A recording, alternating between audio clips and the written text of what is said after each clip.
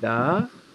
저희가 오늘부터 이제 지난 시간까지 이제 성경 속 역사를 살펴보셨는데요. 이제 오늘은 오늘부터는 이제 성경 속 식물 이야기를 한번 차근차근 하나씩 만나보도록 하겠습니다. 오늘 첫 번째로 이제 무화과 나무입니다. 어, 혹시 이제 보이실지 모르겠지만 이 책을 기반으로 해서 그 책에서 내오는 제가 한번 봤었는데 재미있더라고요. 그래서 그 책에 나오는 이제 성경 속에 나오는 이제 식물들을 중심으로 해서 이렇게 살펴보고 있는데 그거를 좀 우리가 같이 하면 더 성경을 이해하는데 식물들이 자주 등장하는데 또 도움이 많이 되고 어 성경의 이해하는 배경 지식을 갖고 있기 때문에 그걸 가지고 성경을 읽으면 조금이라도 이해하는 데 큰 도움이 될 거라고 생각이 들어서 이것을 하기로 했습니다. 자, 자, 성경 속에 이제 무화과가 등장하죠. 성경 속에 무화과가 등장하는데 과연 어떻게 등장하는지 한번 살펴볼게요. 무화과는 이제 독일어로는 파이게라고 하죠. 파이게. 그래서 요렇게 넓은 꼭 이제 손가락처럼 5가지 잎이 피고 여기 안에 열매가 맺히면 요거 딱 따서 안에 씨 마치 그 날치알처럼 생겨서 이렇게 딱 먹으면 요렇게 생겼잖아요. 그래서 요거 먹으면 달고 또 맛이 있죠. 가을에 이거 먹으면 참 네, 맛있죠. 대부분 여기서 이제 사거나 하면 이제 무화과를 이제 터키에서 많이 사고 수입을 하죠. 그리고 이게 또 쉽게 상하고 또 그런 것 때문에 여러 가지 그 거둬들이는 이유 때문에 또 마른 무화과도 많이 판매하죠.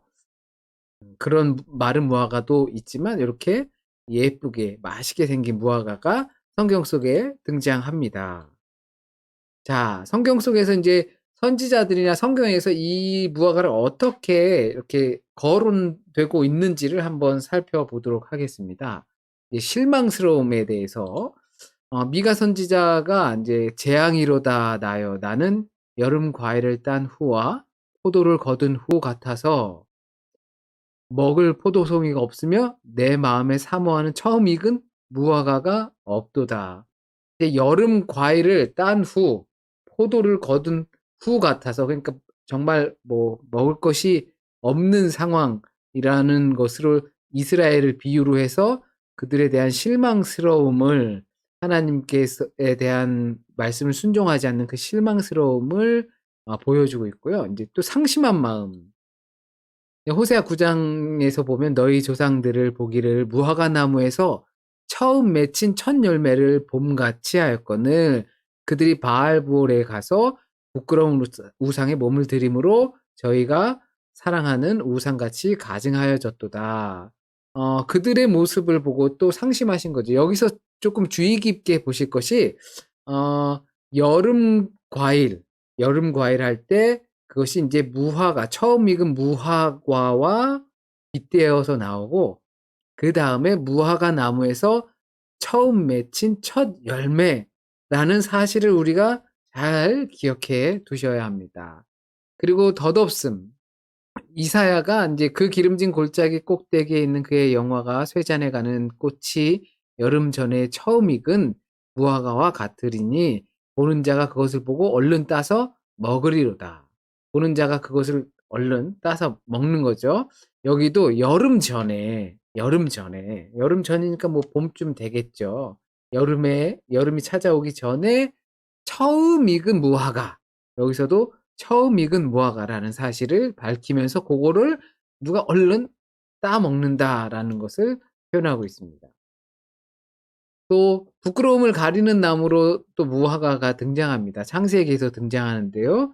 이에 그들의 눈이 밝아 자기들의 몸이 벗은 줄을 알고 무화과 나무 잎을 엮어 치마를 하였더라.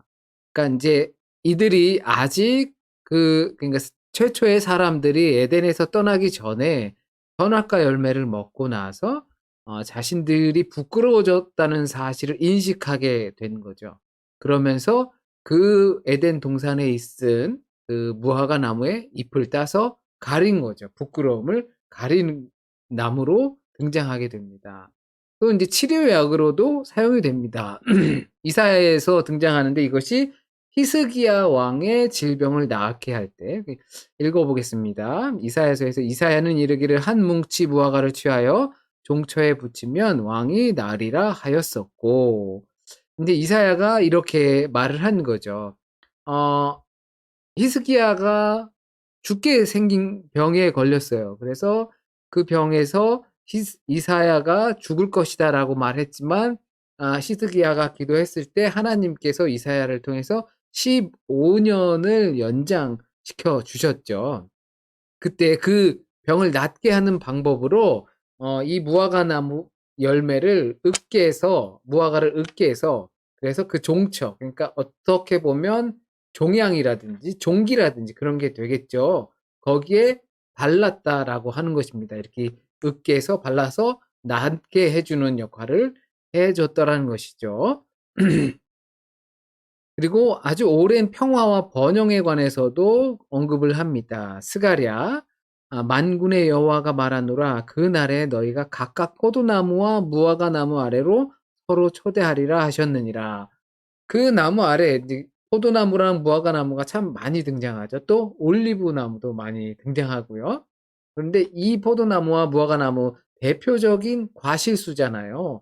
당분이 아주 높고 그곳으로 그들을 인제 초대하게 되는 것이죠. 만군의 여호와께서 그들을 불러 들이시는 것입니다.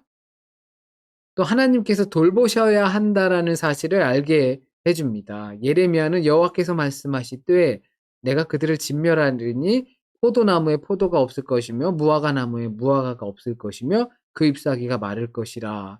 내가 그들에게 준 것이 없어지리라 하셨나니 하나님께서 돌보시지 아니하면 그것이 다 없어진 마치 무성한 덤불과 같이 될 수밖에 없음을 이 성경 속에서 말해 주고 있습니다. 그러니까 공부하기 좋은 장소로도 등장합니다.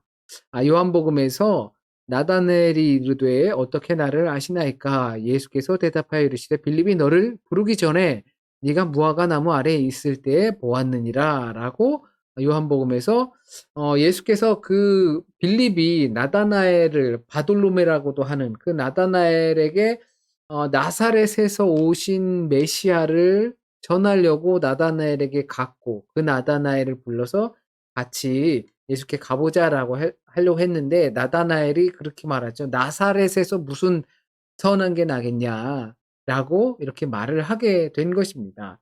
그때 예수께서 만나게 되시고 그때 인제 네가 무화과 나무에서 있었던 걸 내가 안다 할 때 이 무화과 나무가 대표적으로 어떤 그 회당 같은 것 그러니까 교회 같은 거죠. 그런 것들이 없을 정도로 아주 작은 마을에선 그런 율법책을 돌려보면서 읽고 공부하고 했는데 그것들이 되게 이 무화과 나무 아래서 읽기에 참 대표적인 상징이라고 하는 것이죠. 마치 우물가에서 여인들이 대화하는 그것을 상징을 하는 것처럼 그리고 뭐 정자에서 어른들이 앉아서 여름을 쉬는 것처럼 어떤 상징 같은 장소가 바로 무화과 나무 아래서 하나님의 말씀을 듣는 것입니다.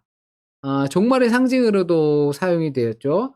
예수께서 마태복음에서 무화과 나무의 비유를 배우라. 그 가지가 연하여지고 잎사귀를 내면 여름이 가까운 줄을 아나니 이 무화과 나무 잎이 어 무성해지고 어떤 변화가 생기는 것을 통해서 그것을 통해서 인제 '앞으로 우리가 인제 여름이 오겠구나.'라는 것을 아는 것처럼 그 마지막 때를 잘 분별하여서 그 마지막 때가 어떻게 도래하는지 준비하라라는 종말의 상징으로도 표시가 되곤 하였습니다. 자 그렇다면 이 무화과 나무를 성경에서 이와 같이 다양하게 그리고 아주 다채롭게 아주 많이 언급되고 사용되었는데요.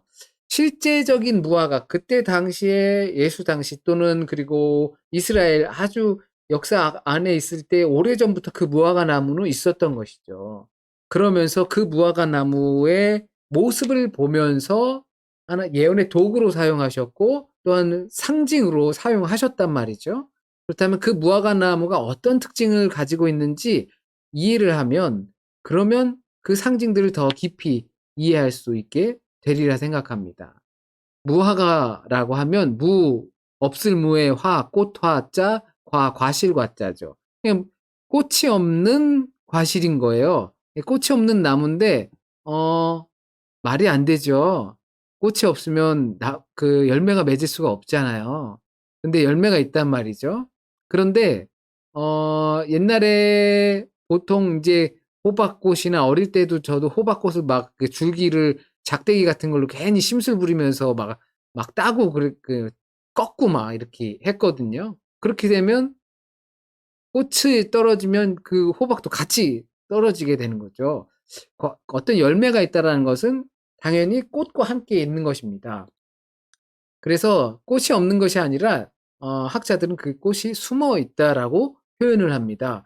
그러면 그 꽃이 어 숨어 있어서 보이지 않는 것이라고 하는 거죠. 그래서 이 작은 벌이 그 봉우리 배꼽 부분에 열린 부분에 작은 그 구멍을 내고 들어가서 그곳에서 수정을 한다라는 것입니다.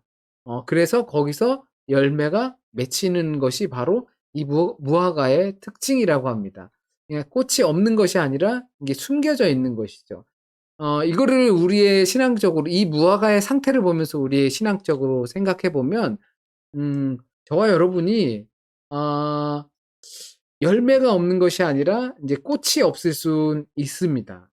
꽃이 없을 수도 있지만 그러나 그 벌이 그 보이지 않는 곳에 들어가서 수정을 하게 되면 예를 들어서 하나님의 말씀이 화려해 보이지 않는 꽃도 없어 보이는 우리의 같은 그 삶 속에서 들어와서 수정을 하게 되면 그러게 되면 거기서 열매가 맺힌다라는 것이죠.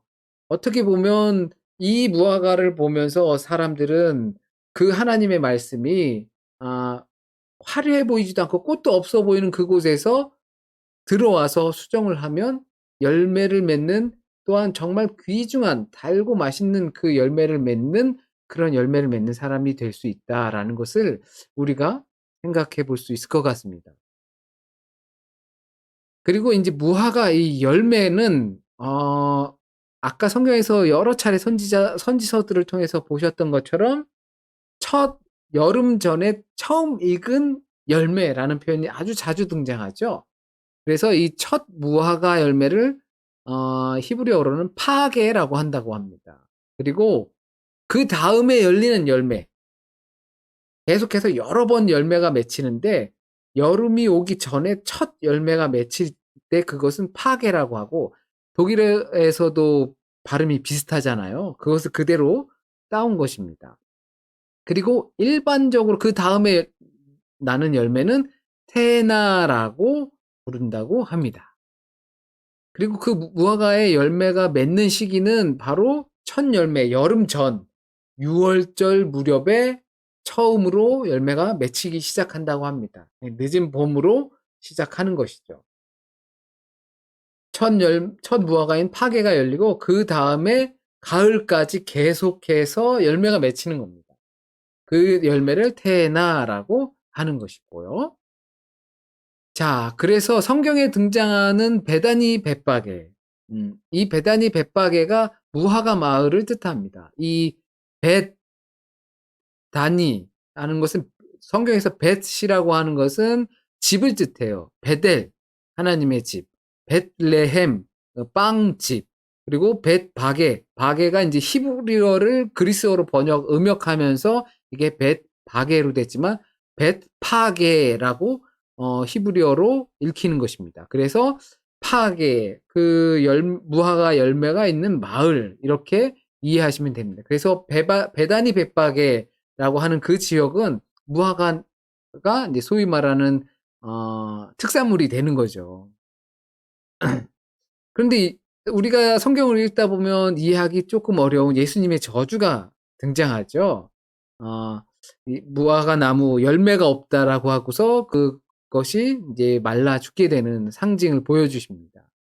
그때 왜 때가 되지 않은 열매 맺지 않은 못한 무화과 나무를 저주하셨을까라는 것을 생각해 보면 예수께서 베다니에서 나오셔서 지나가실 때 베다니 그러니까 뭐 무화과가 특산물인 그 지역에서 나오시면서 그때 시장하셨다라고 표현을 하고 있습니다. 그랬는데 유월절 무렵인 거죠. 그러니까 그때 첫 열매가 있어야 하는 겁니다. 그런데 없었어요. 그래서 시장하기 때문에 1차적으로 저주하신 것이죠. 이 시장하기 때문에라는 것이 개인적인 배고픔을 뜻하는 것은 절대 아닙니다. 어, 첫 열매가 있어야 하는 그 무화과 나무에서 열매가 없기 때문에 이 그 때가 되지 않은 열매라고 했지만 이것은 후대에 조금 더 설명을 드리겠습니다. 후에.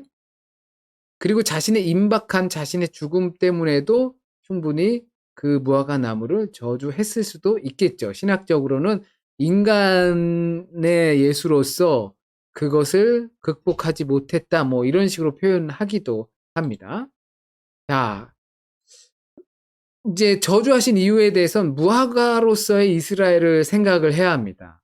하나님께서 정성스럽게 돌봐야 열매를 맺고 잎이 무성한 나무로 이제 성장하게 되는 것인데 그 이스라엘이 그렇지 못한 상태인 거죠. 첫 열매를 맺지 못하는 거예요.